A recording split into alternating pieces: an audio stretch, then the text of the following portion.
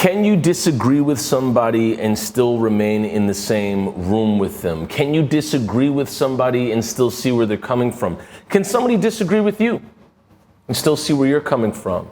Is it possible to just maintain a friendship or a relationship or a familial connection with somebody who you don't see eye to eye with?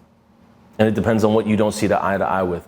Today, I want to help you with validating other people's feelings while, albeit disagreeing with them, but still validating their feelings and being able to understand where they're coming from. Because when you start to dole this out or activate this, people will begin to, you'll see that people will start to activate it for you. People will start to see you for what you believe in or what you stand on and still say, okay, I guess we can still move together. Because the opposite side of this is condemnation, stonewalling, judgment, criticism, defensiveness. Defensiveness is kind of the end game of all of them. However, when you're able to validate somebody else's opinion and just say, okay, that's what it is, and you're not going to go any further with trying to change their opinion or say, you know what, you can't be in my circle anymore, this isn't gonna work.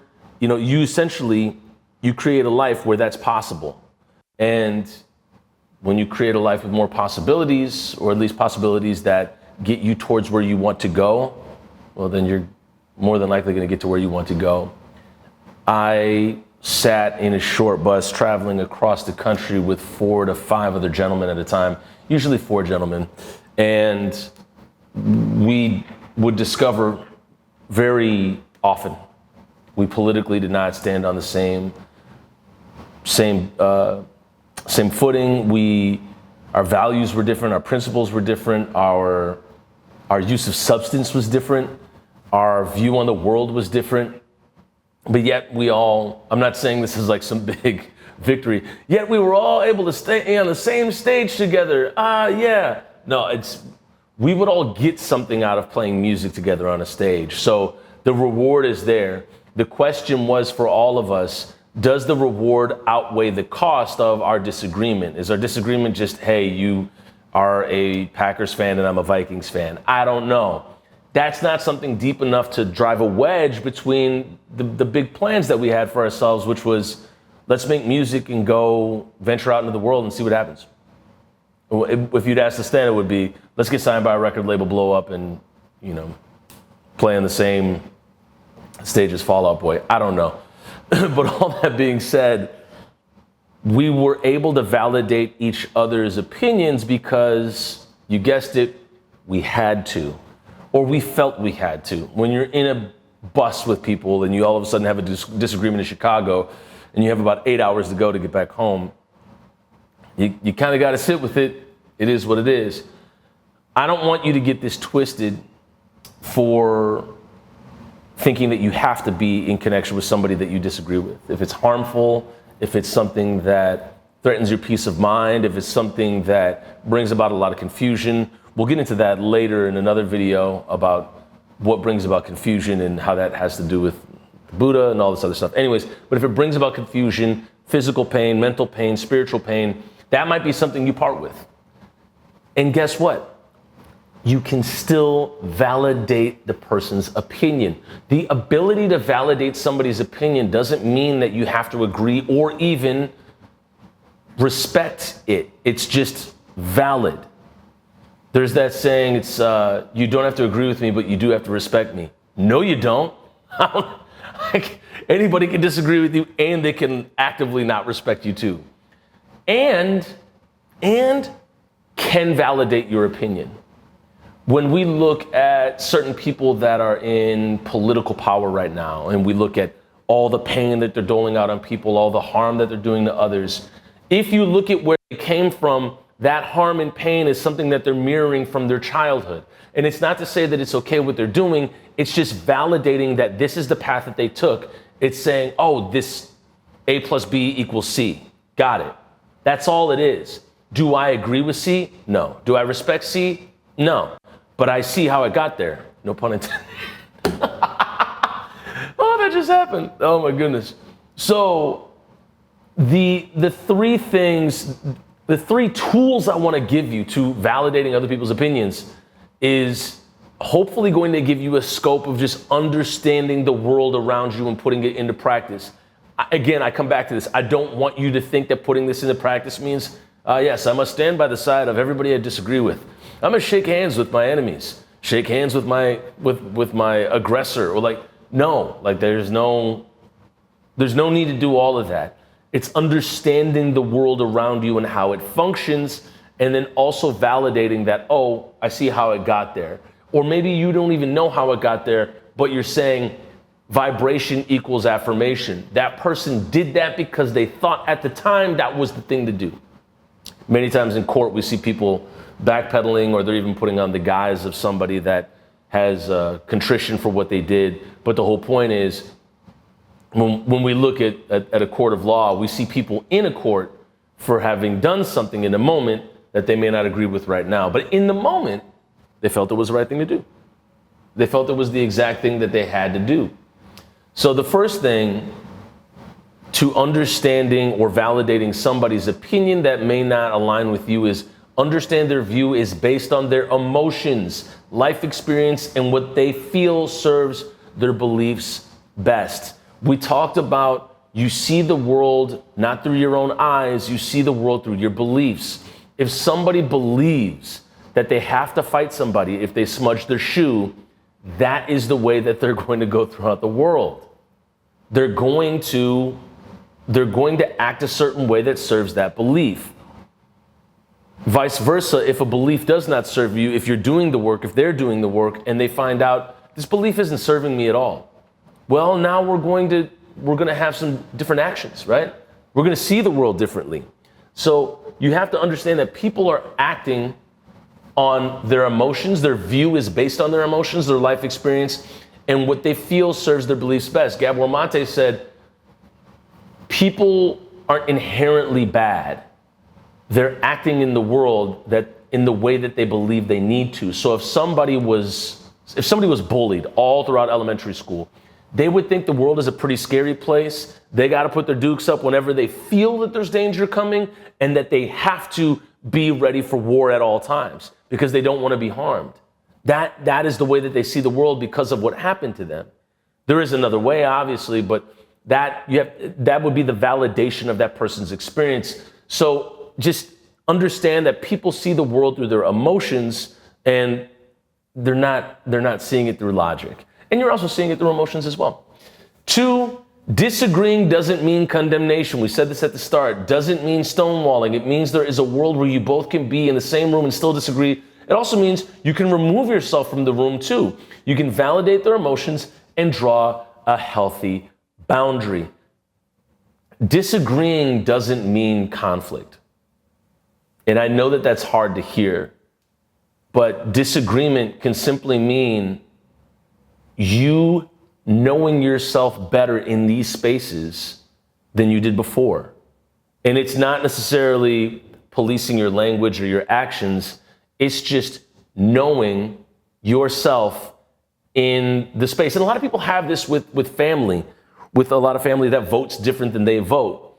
And instead of putting themselves in that space where their family is going to bear down on them, one of two things can happen. One, you go into the space basically not avoiding conflict, but knowing how to navigate the space better. Or 2, you just say, F it, I'm not going to be in here. I'm not going to do it. It's not worth the spirit. It's not worth the time. It's not worth the energy. And I can't knock anybody for that. I can't, because when we draw a healthy boundary on something, it's saying it's for the person, but it's for us more than anything. This is coming from somebody who was in intervention-based mass discussions for 16 years. That means I would tour around the country and have uncomfortable conversations with 400 to 500 freshmen in an auditorium at a time. Because by law, by Title IX, they had to have these conversations. And it being an intervention, you're intervening, you're pulling up. They know that they're there for a discussion, but they don't know what it's that heightened. So having it, you have to put on certain healthy boundaries afterwards. It's like, no, I can't. I refuse to have this conversation or give this person my time, spirit, and energy. We're not going to do that. That's where you stand. That's how you feel about this subject. I'm over here. And I'm not going to try to fight you on it. I'm not going to try to convince you otherwise. In some cases, it's just you're walking down the opposite side of the streets and it's just a, or not even that, not even this. It's just a, that's just the best place you can get to sometimes. That's the only way that I can put it, but it's up to you how you want that to go. It's up to you how you want that to go. But disagreeing doesn't mean warfare. It just doesn't. It doesn't. It doesn't have to mean warfare. And lastly, you don't have to carry the burden of continuing the effing disagreement. I wrote that down like that. It does not live rent-free in your head. You have not adopted the event and still sort out the issue in your mind. You have not adopted the event and can still sort out the issue in your mind. And you're not still sorting out the issue in your mind. This is the gold in this. When you validate somebody's opinions as wild, as illogical, as emotional, or I should say as emotional, like, because that sounds like a marked term, but as baseless as it may seem to you, that's just their opinion. And if being in the same space of that person means that they may actively try to cause you harm, all right, now we need to take precautions. Now we need to set physical boundaries. If being in verbal contact with that person means that they're going to try to cause some type of energetic or spiritual or mental harm, it's just going to take up the space in your head. Okay, well, now we need to set boundaries for that too. But if none of that is happening, it's just their opinion. And they can stay in it. They can absolutely stand on that, and it's cool. Because the work that you do is more valuable than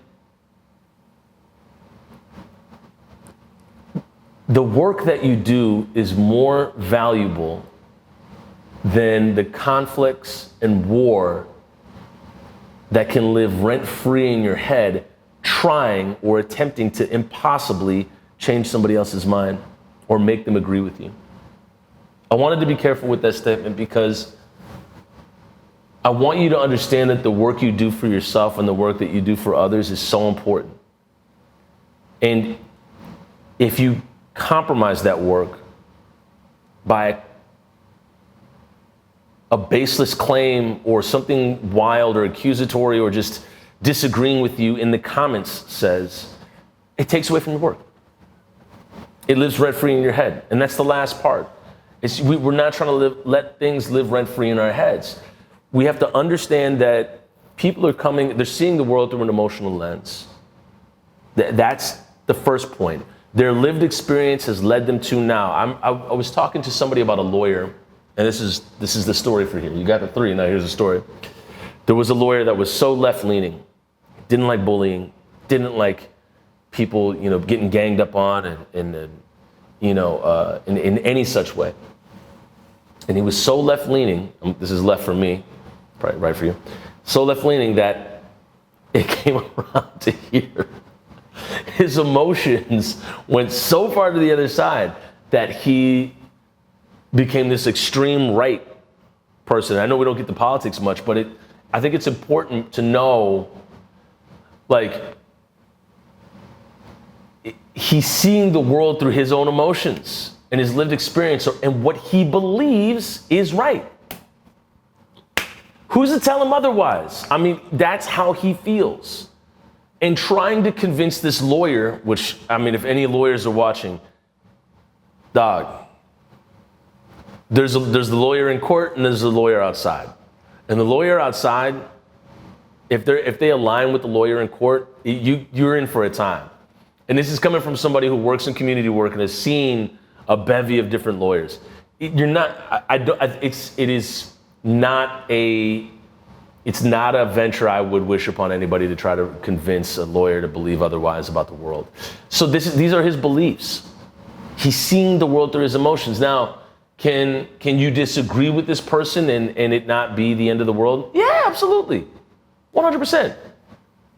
Can you sit at a dinner table with them? I don't know. Can you? Can you be in the same room with them? I don't know. Can you? Can you be on the same social media platform without each other blocking each other? I don't know. Can you? That's up to you. You get to curate how this goes. And then lastly, oh my goodness, this is the part that is so, I want you to take home big time, is that when you validate somebody else's opinion, when you say, I get it, I totally disagree with you, I do not respect it, but I see how you got there. For me, it's just saying, I no longer allow this to live rent-free in my head. It's there. I acknowledge it's there. Maybe validate is too strong a word. Maybe we just say, we acknowledge their opinion. It's there. Cool, all right, and now, and what? So you free up the space in your mind to then go do the work you need to do, because the second that we start letting people live in our head rent-free, or their opinion live in our head rent-free, it becomes part of our identity. We begin to slowly become enmeshed with that warfare. And then guess what? Every day is warfare. Everything's a conflict. I got to pick a fight with you. And I've seen people in that, it turns into a loop, and it's no judgment to it, but it looks exhausting. And I've been in it before as we were here in Minneapolis for some time. It was very exhausting. But all that being said, is that when you are able to break out of it, you're able to get clarity on a lot of things, and you're able to big time get clarity on yourself. And I think when you understand yourself as an emotional being, when you understand yourself as a human, you understand that things don't have to be condemnation, stonewalling, or whatever it may be. Condemnation can transmute to a healthy boundary. Stonewalling can transmute to, well, I'll just see you when I see you. And then it no longer is it living rent-free in your head. You get to do the work that you want to do. And that's the reward for all of that. That is the big time reward for not letting anybody's opinion live rent-free in your head. And you validate it, acknowledge it, cool, it's there. But I'm not going to be living next to it. It's not going to be in my mind. So I hope that you're able to put that into action today, tomorrow, next week, sooner than later. That's all we got for you in this video. If you have any questions, feel free to put them in the comments. Thank you so much for tuning in. We'll see you in the next one.